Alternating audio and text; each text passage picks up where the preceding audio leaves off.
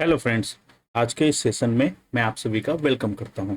देखिए, यूं तो हमने एडवेंट ऑफ यूरोपियन की अपनी सीरीज चालू कर दी है। इसके दो लेक्चर पोर्टुगीज वाले और डच वाले अवेलेबल हैं।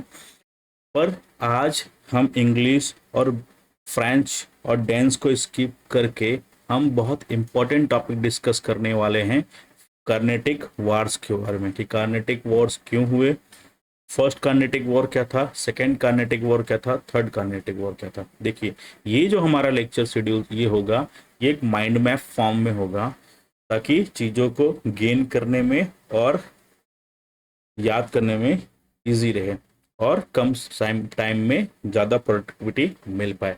देखिए, सबसे पहले हम Anglo French struggle for supremacy जो हुआ था उसके बारे में देखेंगे। देखिए, ये आपको आप हमें पता है कि फ्रेंच इंडिया में एंट्री ले चुके थे और इन्होंने एक स्ट्रॉन्ग बेस पॉइंट बनाया था। इसको पौंडीचेरी को इन्होंने नर्व सेंटर ऑफ फ्रांस बना दिया था। ये क्या था? Nerve centre of France. कब? 1674 में। इसकी गाइडेंस में नाम लिख लीजिए, किसकी गाइडेंस में? गाइडेंस किसका था? फ्रांकिस मार्टिन का।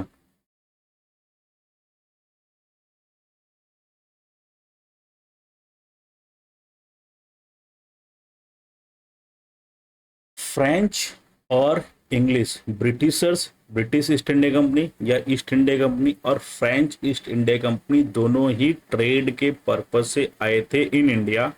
लेकिन यहाँ पर आकर टेरिटरी एक्वायर कर टेरिटरी एक्सपांसन कर वो क्या बन गए? ट्रेडिंग से रूलिंग क्लास बन गए।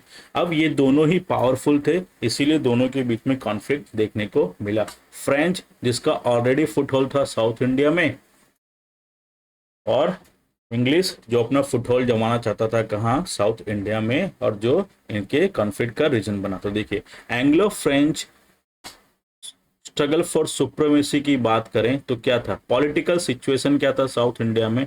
सबसे पहले हम वो देख लेते हैं। देखिए, जब पॉलिटिकल सिचुएशन की बात करते हैं तब निजाम शाह, जो जिनकी उम्र हो चुकी थी, जो बहुत बुजुर्ग हो चुके थे, वो निजाम शाह कहाँ के? हैदराबाद के।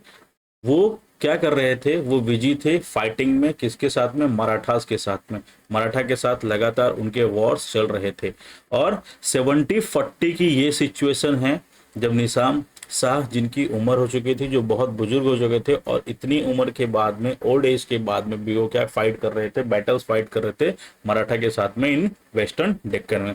इसीलिए 714 की ये जो कंडीशन थी, ये क्या थी? पॉलिटिकली रूप से बहुत कंफ्यूजिंग और अनसर्टन थी। कहां पर? साउथ इंडिया में। निजाम शाह के जो सबऑर्डिनेट थे, जिनके उनके बाद जिनका रूल आने वाला था, जो एम्परर बनने वाले थे, वो चाहते थे, वो वेटिंग कर रहे थे किसकी? उनके डेथ की वेटिंग कर रहे थे। एक पॉलिटिकल सिचुएशन थी। अब देखा जाए तो साउथ इंडिया में ये चल रहा था निजाम शाह के, और वहीं पर कोई पावरफुल कोरोमंडल कोस्ट में कोई पावरफुल स्ट्रांग रूलर नहीं था। इसकी वजह से वहां पे क्या क्रिएट हो गया? एक वैक्यूम क्रिएट हो गया। क्यों स्ट्रांग रूलर नहीं था? तो निजाम शाह ऑलरेडी उम्र के आखिरी पड़ाव में थे, और विजयनगर एम्पायर के जो कुछ रेमिनेंट बचे हुए थे, जैसे मैसूर, कच्चन और त्रावणकोर, मालाबार कोस्ट में, और इसके ईस्ट में स्मॉल स्टेट मदुरई, तंजावुर और त्रिचुन्नपल्ली इतने पावरफुल नहीं थे कि वो इस वैक्यूम को, या यूं कहें बैलेंस ऑफ पावर को मेंटेन कर पाए। इस रीजन में बैलेंस ऑफ पावर को मेंटेन कर पाए। दूसरा, डिक्लाइन ऑफ हैदराबाद हो रहा था। डिक्लाइन ऑफ हैदराबाद कैसे हो रहा था वो हमने देखा। इससे क्या हुआ? मुस्लिम इन्फ्लुएंस जो था, ये डिक्लाइन ऑफ हैदराबाद एक सिग्नल था कि मुस्लिम एक्सपांसन जो था साउथ इंडिया में, इनका जो इन्फ्लुएंस था, उसका क्या आ गया है? उसका आ गया है एंड। उसका एक एंड आ गया है। और मराठा, जो यहाँ पे मराठा किंगडम थे, कहाँ पे? तंजौर में। तंजौर के मराठा किंगडम बार बार एक्सक्यूजेस कर रहे थे ताकि जो पेशवा ऑफ पुणे हैं वो उनके इस मामले में इंटरवीन ना कर पाए, उनको इंटरफेरेंस करने से मना कर रहे थे। तो इसीलिए एक तरह का वैक्यूम क्रिएट हुआ, और इस वैक्यूम को फिल करने के लिए कौन आ गया, इस वैक्यूम को फिल करने के लिए आगे कौन आए, इंग्लिश। और इसकी वजह से, और फ्रेंच के पहले से वहां प्रेजेंस था, तो इसीलिए फ्रेंच इंग्लिश वर्सेस फ्रेंच क्या हो गया, एक बैटल का निर्माण हो गया।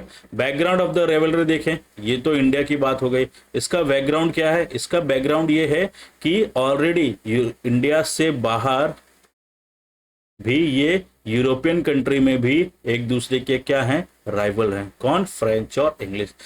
लिंक कहां से देखने को मिलता है, एस्टोरियन ऑफ वॉर सक्सेशन, जो एक तरह का हैब्सबर्ग एम्पायर के ऊपर सक्सेशन के ऊपर था 740 से लेकर 48, उसमें भी इंग्लिश और फ्रेंच एक दूसरे के आमने सामने थे। और बाद में इसी की वजह से, बाद में इससे ही इंटरलिंक होके 7 ईयर ऑफ वॉर्स हुआ था, जो एस्टोरियन वॉर ऑफ सक्सेशन के बाद में treaty of Aix la Chapelle sign हुई थी।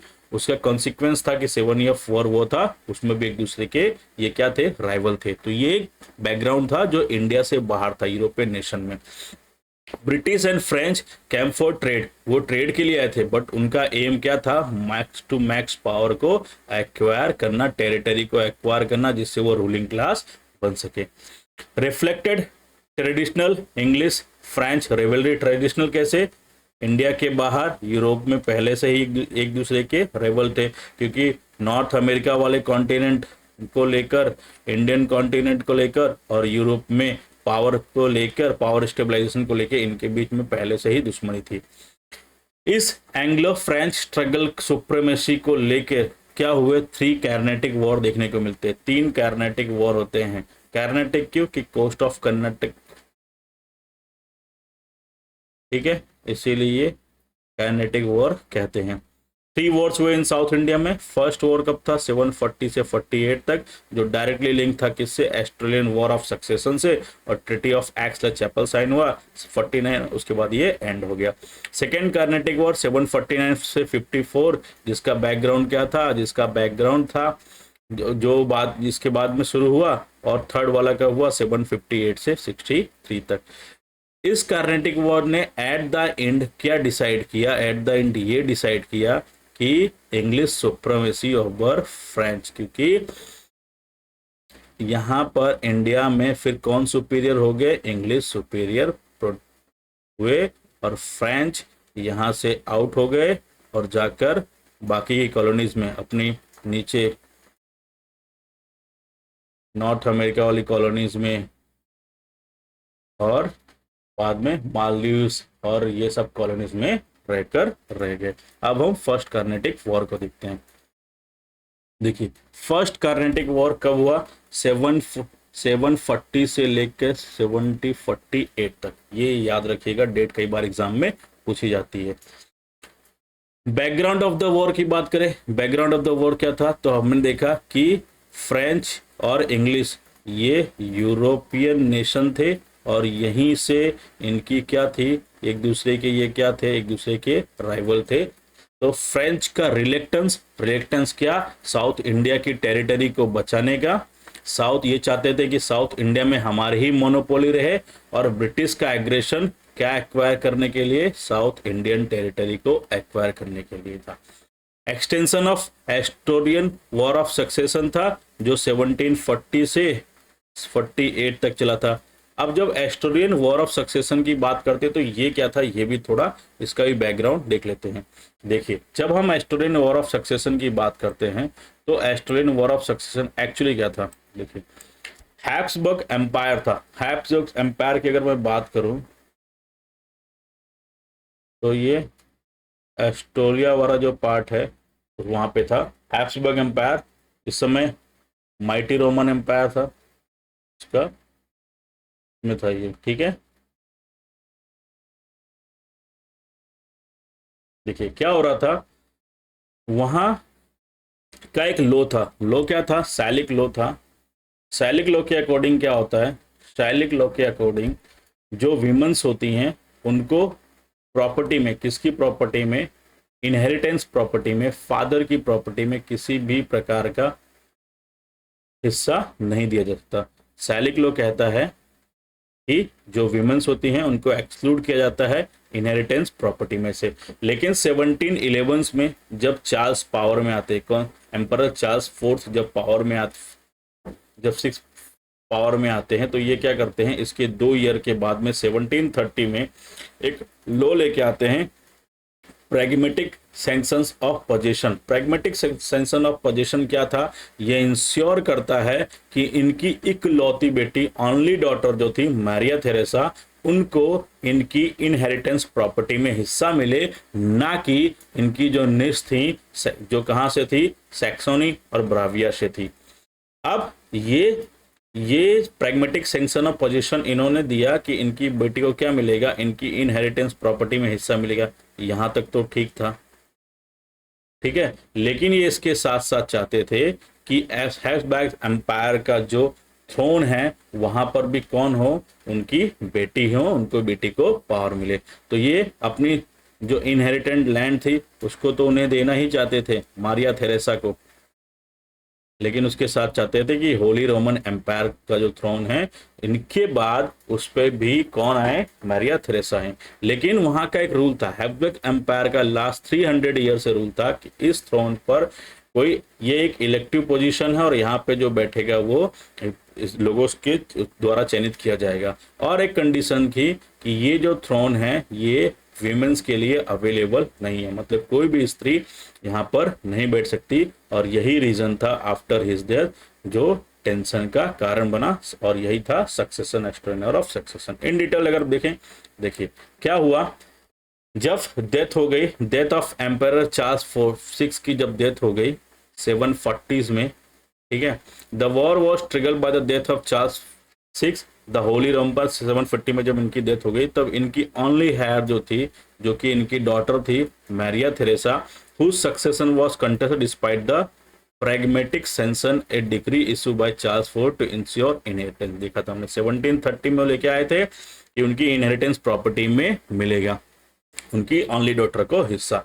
अब जब इनकी डेथ हो गई तो एक प्रैग्मेटिक सेंक्शन 1730 में जो आया था, इसकी वीकनेस क्या थी, although many European power had agreed to pragmatic sanction, they saw Charles six death as an opportunity to challenge Habsburg's dominance and renegotiate territorial claim. उन्होंने कहा कि अब तो हैब्सबर्ग एम्पायर क्या हो गया, कमजोर हो गया है, क्योंकि यहाँ पे कोई भी मेल हायर तो है नहीं और सक्सेशन को लेकर भी इशू हो रहा है। तो इसके आसपास की जितनी भी नेशन थे उन्होंने क्या कहा कि इसकी टेरिटरी जो उनसे नेबरिंग टेरिटरी है उसको एक्वायर करने का बहुत अच्छा मौका है। तो इसी में निकल के आया पर्सिया। पर्सिया का Frederick two of Persia seize the opportunity of invade Silesia, और उन्होंने सिलेसिया को इन्वेड कर दिया पर्सिया वालों ने और उसको एक्वायर कर लिया, वहां पर उसको अपने अंडर में ले लिया। रेवलरीज अमंग यूरोपियन पावर क्या था, long standing rivalry such as those between France और एस्टोरिया के बीच में रेवल्स से एक दूसरे के, ब्रिटेन और फ्रांस एक दूसरे के रेवल्स से, फ्यूल द वॉल। फ्रांस ने किसको सपोर्ट किया, बावरिसियस क्लेम को, क्योंकि यहाँ पे कौन थे, यहाँ पे निश थी इसकी किंग की, वो भी क्लेम कर रही थी थ्रोन को, तो फ्रांस ने उनको सपोर्ट किया हैब्सबर्ग थ्रोन पे आने के लिए, जबकि ब्रिटेन ने बैक किया मैरिया थेरेसा को टू काउंटर बास फ्रांस। देखिए फ्रांस और एस्टोरिया एक दूसरे के राइवल हैं, और दूसरी साइड फ्रेंच और ब्रिटेन एक दूसरे के राइवल है। अब दुश्मन का दुश्मन क्या होता है, दोस्त होता है, तो इसीलिए ब्रिटेन ने बैकअप किया एस्टोरिया में, मतलब हैब्सबर्ग एम्पायर में थ्रोन किसको मिले, मारिया थेरेसा को मिले। जबकि फ्रांस किसको बोलता है, नहीं, फ्रांस बोलता है कि बावरियस के जो हैं उनको क्या मिले, थ्रोन्स मिले। और यही रीजन बना क्या, एस्टोरियन वॉर ऑफ सक्सेशन का, colonial trade interest. The war also had colonial dimensions and Britain and France competed for dominance in North America and India, leading to related conflicts like King George War और first war of Carnatic हमारे यहाँ देखने को मिला। तो ये था एस्टोरियन war of succession. अब फिर से अपने आते हैं अपने माइंड मैप पर, कहाँ पर, बैकग्राउंड पर। तो हमने देखा, क्या देखा कि बैकग्राउंड क्या था, कि ये एक्सटेंशन था एस्टोनियर ऑफ सक्सेशन का।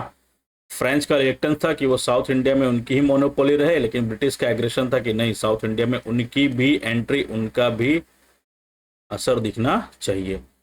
तो ये ब्रिटिश फ्रेंच रेवलरी दिखी इसमें इंडिया में।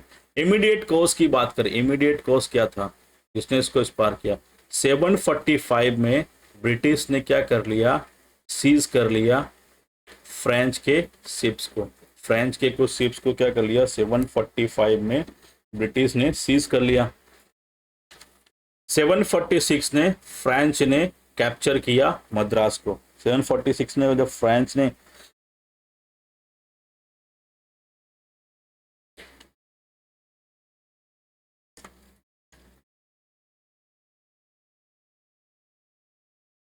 746 ने क्या किया? फ्रांस ने कैप्चर कर लिया मद्रास को। अब मद्रास ब्रिटिश ने नवाब ऑफ कार्नेटिक से कहा कि वो उनकी क्या करें? सपोर्ट करें। लेकिन नवाब ऑफ कार्नेटिक इस पूरे ही कंडीशन में क्या हुए? न्यूट्रल रहे और ब्रिटिश को हेल्प करने के लिए नहीं है।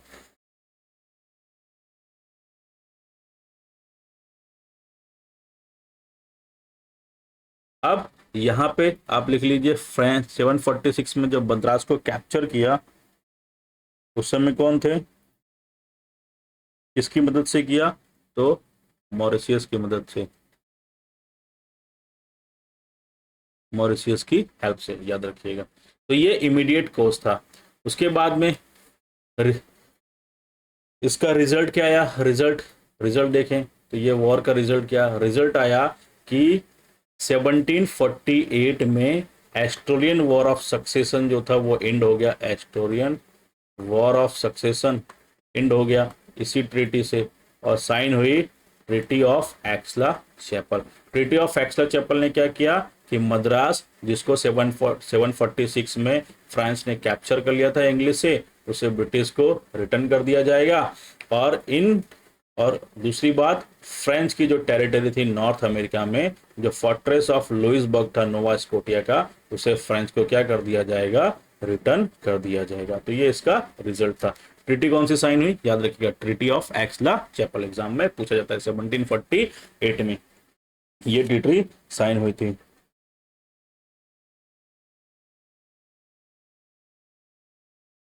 अब कोर्स ऑफ वॉर देख लेते हैं। तो the first Carnatic war ended in 1748 with the treaty of Aix-la-Chapelle, हमने देख लिया, was signed bringing the Austrian of succession to a conclusion. ये ट्रीटी कब साइन हुई थी? Austrian war of succession end हुआ था, उसके तहत ये ट्रीटी साइन थी। Under the term treaty Madras was handed back. ये किसको हो गया? फिर से ब्रिटिशर्स के पास में आ गया। And the French in turn got their territory in north America. अब कुछ कोर्स ऑफ वॉर देख लेते हैं। क्या देख लेते हैं? The first Carnatic war is remember through the battle of Saint Thomas. Saint Thomas का बैटल हुआ था 1746 में, उसके लिए जाना जाता है। ये कहाँ पे है? ये है मद्रास में।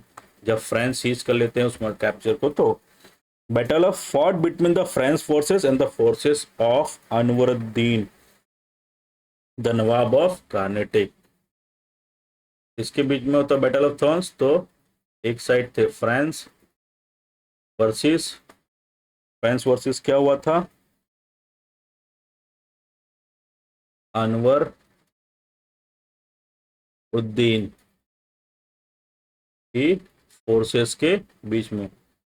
अनवरुद्दीन क्या थे? नवाब ऑफ कार्नेटिक थे। The Nawab of to whom the English appeal for help. A small French army. अब फ्रेंच आर्मी की तरफ से, यहाँ पे फ्रेंच की तरफ से कौन थे? फ्रेंच की तरफ से नाम लिखिए यहाँ पे। फ्रेंच की तरफ से captain paradise, captain paradise. A small French army under Captain Paradis defeated the strong army under महफूज खान। यहाँ पे इनकी तरफ से कौन थे? इनकी तरफ से थे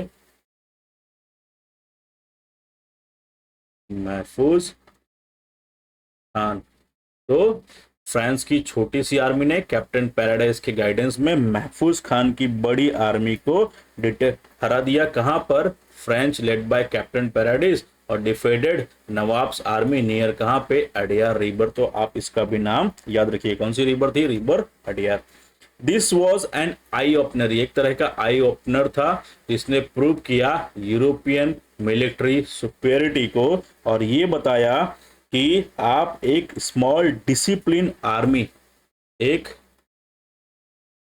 स्मॉल डिसिप्लिन आर्मी चाहे तो बड़ी बड़ी पावर को भी, even small discipline army could easily defeat a much larger Indian army. और दूसरा इससे क्या हुआ, इसने दिखाया सुप्रीमेसी ऑफ किसका, नेवल फोर्सेस का। ठीक है, जिसे आगे चलकर किसने एक्वायर कर लिया, इसी नेवल फोर्सेस सुप्रीमेसी को आगे चलकर इंग्लिश एक्वायर कर लेती है सेकेंड बैटल में। ठीक है, further this war adequately brought out the importance of naval forces in the Anglo-French conflict। Significance क्या था इसका, इस्टेब्लिशमेंट हुआ किसका, नेवल पावर का, कि अगर नेवल पावर में अगर आपके नेवल फोर्सेस स्ट्रांग है तो आप स्मॉल आर्मी भी लेके बड़े बड़े बैटल्स को वन कर सकते हैं, और यूरोपियन फोर्सेस को डिफीट लार्जर इंडियन आर्मी, ये इसका सिग्निफिकेंस था। तो ये था हमारा फर्स्ट कार्नेटिक वॉर, हमने देख लिया। Thank you so much.